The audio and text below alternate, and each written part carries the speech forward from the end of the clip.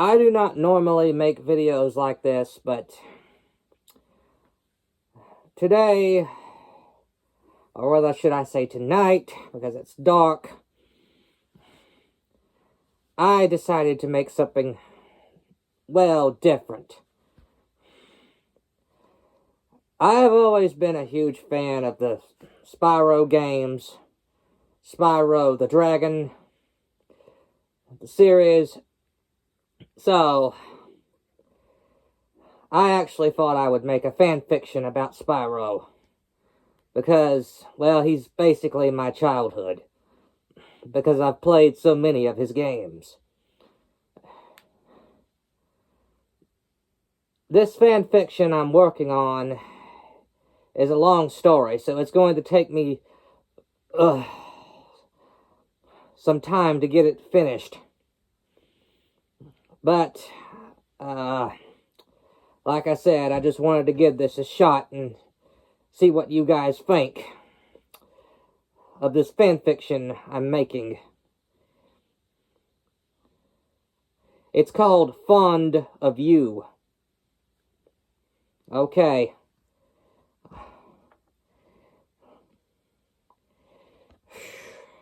Let me know if you enjoy it. Fond of You, Chapter 1. Work Fawns. Work for the glory of Ripto. A Riptok whipped. In the realm of fractured hills, the Fawns lived a peaceful life. Their days filled with tending to their lush surroundings and creating beautiful pottery from the rich clay of the land. However, their tranquility was disrupted by the arrival of Ripto, a mischievous sorcerer with a penchant for causing trouble. Ripto, along with his Riptok followers, began to stir up chaos, creating magical disturbances and trying to assert his dominance over the land. The Fawns, though gentle by nature, were determined to protect their home and find a way to deal with Ripto's antics. They knew they needed a plan to restore peace to fractured hills and perhaps even teach Ripto a lesson in good behavior.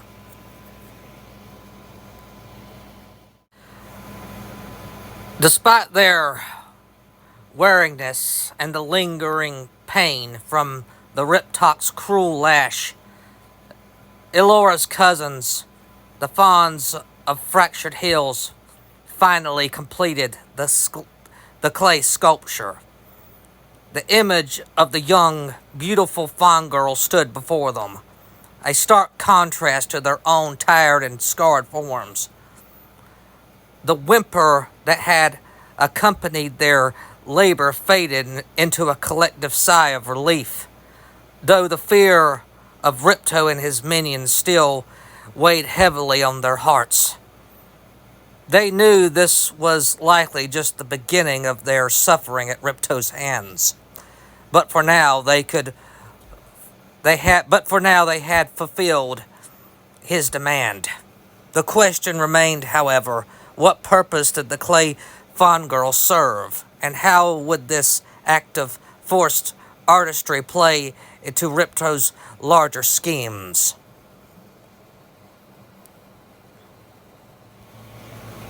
Soon after that, Ripto arrived with Crush and Gulp, along with Elora, Hunter, and the Professor. You are right. The situation is dire for Elora and her friends. As Ripto's henchmen, Crush and Gulp, along with Ripto himself, arrived in Fractured Hills, they brought Elora, Hunter, and the Professor, who were held captive in chains. This paints a dark picture of Ripto's power and cruelty.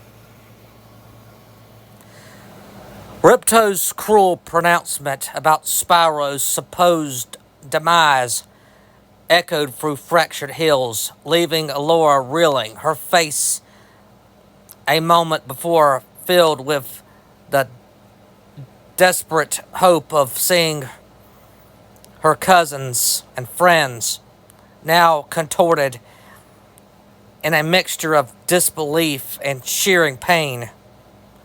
The image of the beautiful fawn girl sculpted from clay by the enslaved fawns seemed to mock her, a symbol of the beauty and peace Ripto was so intent on destroying.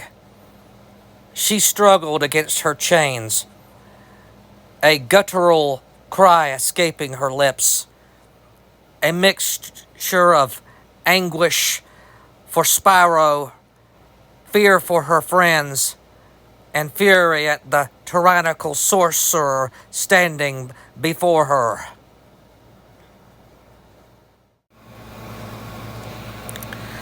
Hunter, his usual cocky demeanor shattered, remained silent, his gaze fixed on Ripto with an intensity that promised retribution. The professor, ever the pragmatist, immediately began to analyze the situation, searching for a weakness in Ripto's defenses, or a means to escape. Even amidst the despair, Alora, known for her leadership and unwavering determination, would not easily succumb to Ripto's manipulations.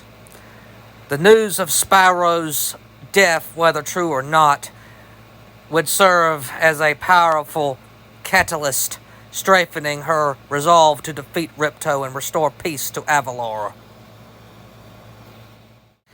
Ripto, his small form radiating impatience, gestured with a clawed hand towards Alora. Crush.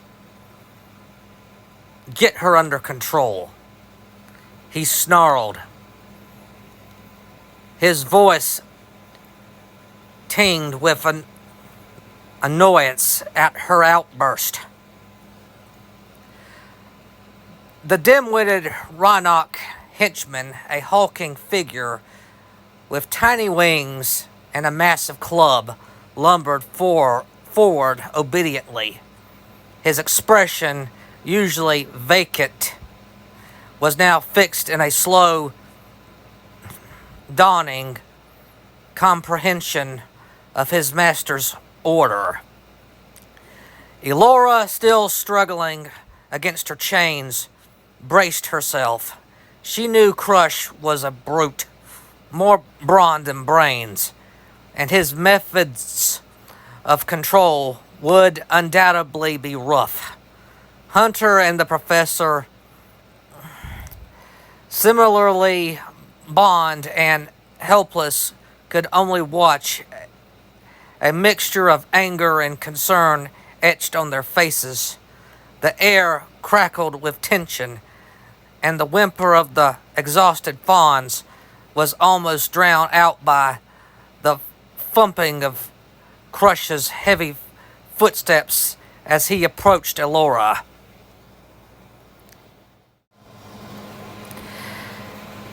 It's a dire situation for Elora. Hunter and the professor, after Ripto's command for Crush to get her under control, a sense of foreboding hangs in the air. Given Crush's known for brutish nature and simple-mindedness, it's highly likely he would resort to physical force. Possibly a rough shove, or even a blow with his club to silence or incapacitate Elora, who, being chained, would be unable to effectively defend herself. Hunter and the professor, also chained, would be powerless to intervene. Their anger and worry only deepening as they witness Alora's predicament.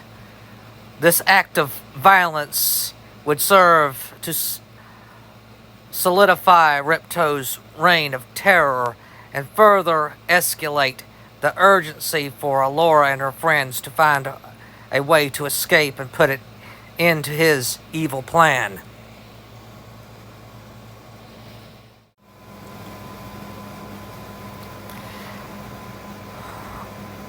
Though the blow from Crush had been brutal, Alora's inherent resilience kept her consciousness sharp.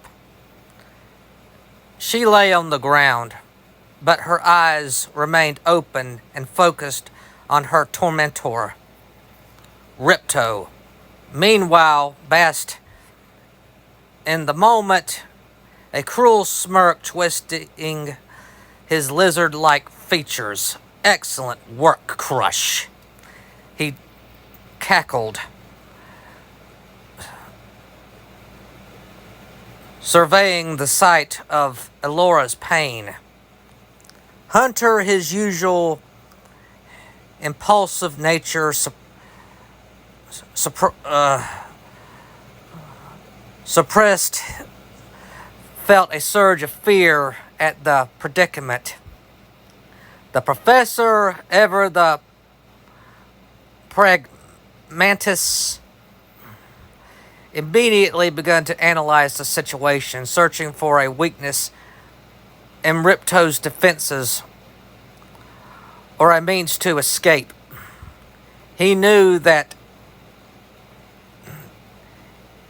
despite this setback, Alora's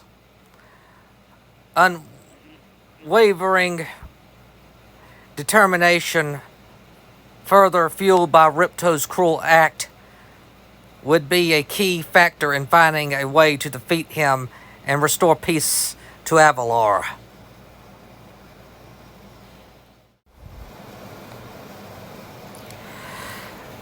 After the brutal blow from Crush, Alora lay slumped against the ground, the chains digging into her wrists. Ripto's sneering voice cut through her pain, reminding her of the twisted offer he'd made before. Hunter's eyes were wide with a mix of awe and concern at her bravery, while the professor, though shaken, found a surge of admiration for her unwavering spirit. Ripto, his face contorted into a sneer, likely would not be pleased by her fierce refusal and defiance.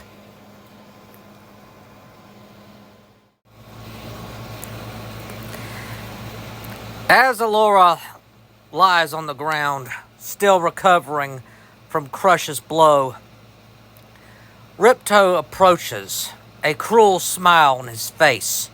He taunts her, reminding her of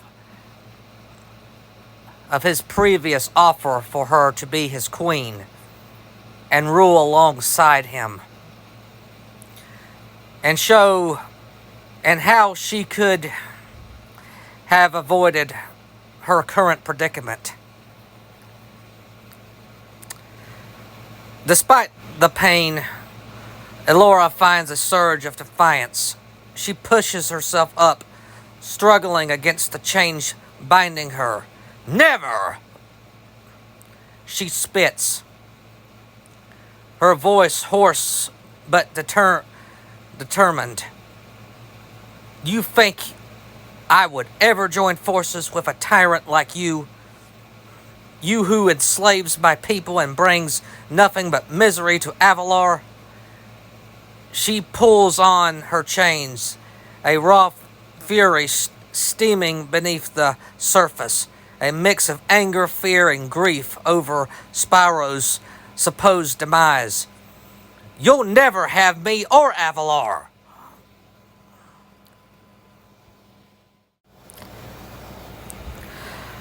Hunter watches, his usual playful demeanor replaced with a mixture of concern and a newfound respect for Alora's courage. The professor continues to analyze the situation, looking for weaknesses in Ripto's defenses and a way to escape this dire situation. Alora's defiant refusal only strengthens her resolve to fight back against Ripto and restore peace to Avalor. I may not have you, but now I will have something even better, Ripto said. Ripto sticks his fingers into Elora's eye socket and slowly rips out one of her eyes.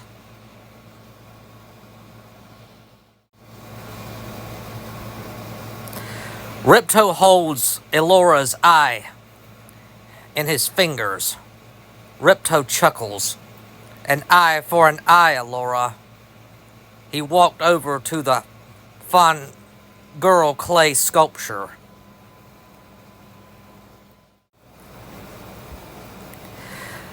Despite the overwhelming pain and the shocking cruelty of Ripto's act, Elora's spirit wouldn't break easily. Lying there, battered but still defiantly conscious, Ripto's taunt would only fuel her determination. Her entitled reaction would be visceral wince, a sharp intake of breath as the words "an eye for an eye" echoed the brutal reality of what he had done. She might grit her teeth, her remaining eye burning with a mixture of agony and pure, unadulterated fury. While she might not have the strength or the immediate opportunity to verbally retort, her gaze fixed on Ripto would convey a clear message.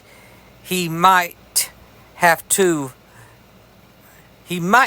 inflicted a wound, but he hadn't broken her spirit.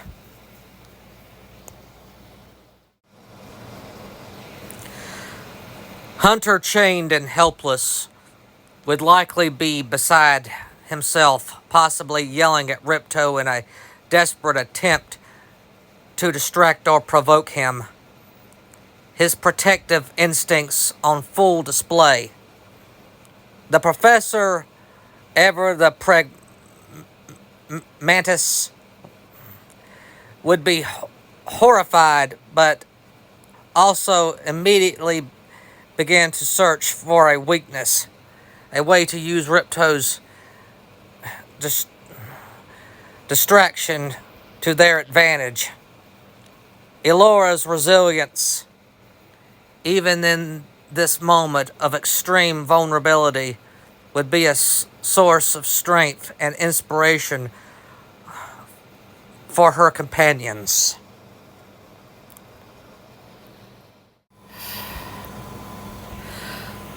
Hunter, witnessing Ripto's sadistic act and the anguish on Elora's face, would be utterly consumed by a mixture of shock, rage, and a burning desire for retribution. Despite his usual carefree and sometimes goofy demeanor, he is fiercely loyal to his friends, especially Elora. Chained and helpless, he might let out a furious roar or yell, struggling violently against his bonds. "You monster!" he might scream at Ripto, his voice filled with hatred and a desperate desire to protect Elora.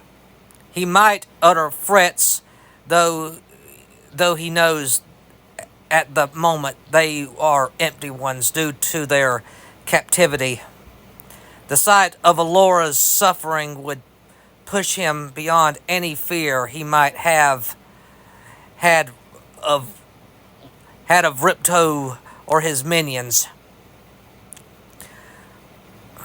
A desperate cry escaping him as he witnesses Ripto's cruel taunt. Ripto sticks Elora's eye into the clay sculpture. Ripto then takes a knife and cuts his hand and smears his blood on the chest of the sculpture.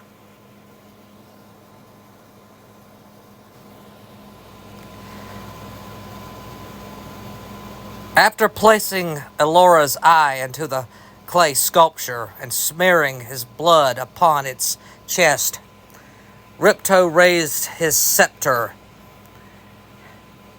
a malevolent smirk twisting his features. A dark, crackling energy, a swirling mix of black and orange, erupted from the scepter and enveloped the Faund girl sculpture. The statue began to tremble violently, as if a tremor had struck the ground. But the shaking originated from within the clay itself. Elora, still struggling against the pain and the bonds that held her, watched in horror as the sculpture rift under the influence of Ripto's dark magic. She could feel a cold dread seep into her heart, realizing the true extent of Ripto's twisted intentions. This wasn't merely about tormenting her. He was creating a monstrous parody of her people, a grotesque symbol of his power and vengeance.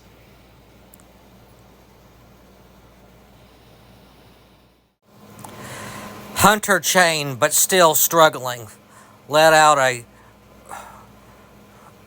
guttural roar, his desperate anger mounting with each surge of dark energy. He might have tried to break free, or at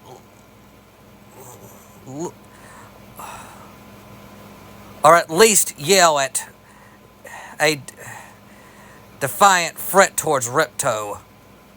His fear for Elora and the Faunds consuming him. The professor, his usual scientific curiosity replaced by deep unease, studied the unfolding scene with a mixture of dread and a scientist's anarchical focus. He may have recognized the signs of a powerful, dangerous, magical ritual at play. The black and orange energy indicating a sinister corruption of the life force that usually inanimate objects in Avalor. The Faunds, already in despair, could only watch in horrified silence, their faces reflecting the grim reality of Ripto's power.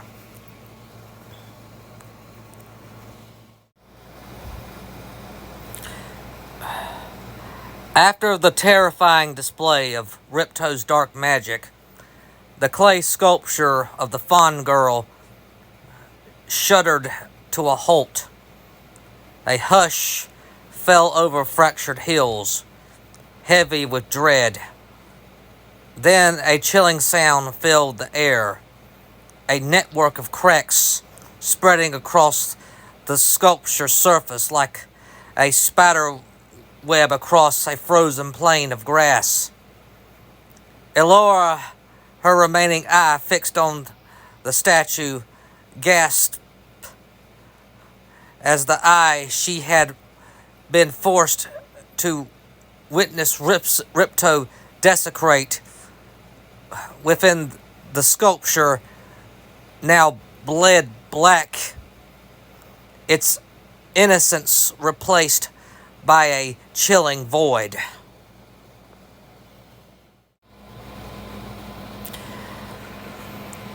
The cracking intensified, particularly around the hands of the sculpture.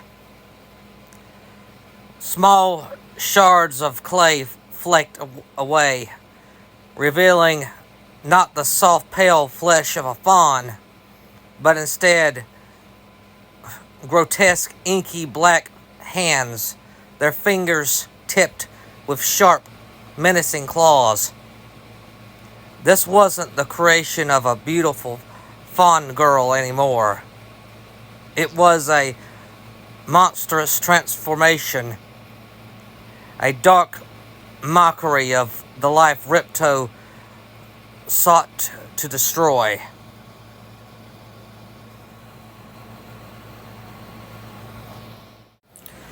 Hunter, his protective instincts surging, bellowed in outrage. Straining against his chains, his anger at Ripto's cruelty reached a fever pitch. Knowing he was powerless to stop the abomination unfolding before them, the professor, though horrified, frantically tried to process what he was seeing, perhaps recognizing the signs of a powerful, dangerous, magical ritual at play. The black and orange energy indicating a sinister corruption of the life force that usually animated objects in Avalar.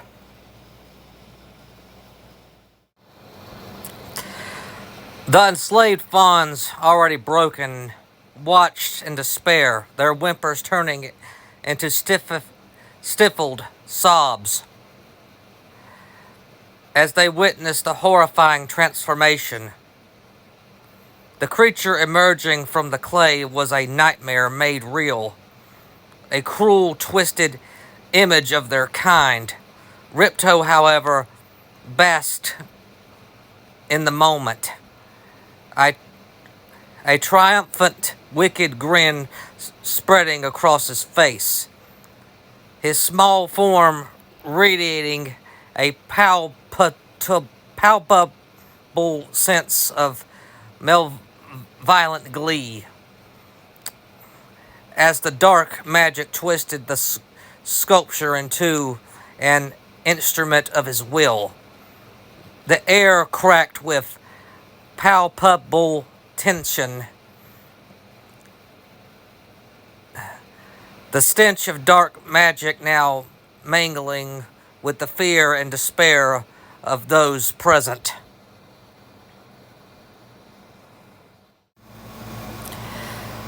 The air and fractured hills cracked with a palpable tension as the clay sculpture shed its outer shell. The horrifying reveal of the black clawed hands was quickly followed by the final shattering of the clay, revealing not a grotesque monster, but a being of surprising and unsettling beauty. A young Faund girl with vibrant orange fur and cascading black hair was revealed. Her eyes, however, were not the soft, warm eyes of a typical fawn.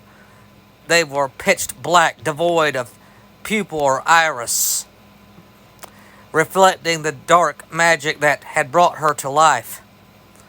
She was undeniably beautiful, even cute, yet the sinister glow in her eyes and the memory of the grotesque transformation made her beauty chilling.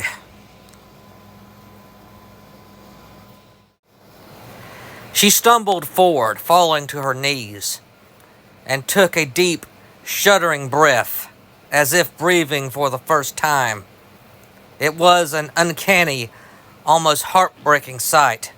This new creature, imbued with Ripto's dark will, now drawing breath in the very land of the Fauns. Elora, despite the shearing pain and the shock of seeing her own eye within the creature, would be gripped by a cold dread. The beauty of the Faund girl was a twisted mockery, a constant reminder of Ripto's cruelty and the insidious nature of his magic. Her mind racing through the implications of this new creation would be filled with a potent mix of horror and renewed desperate determination to stop Ripto at any cost.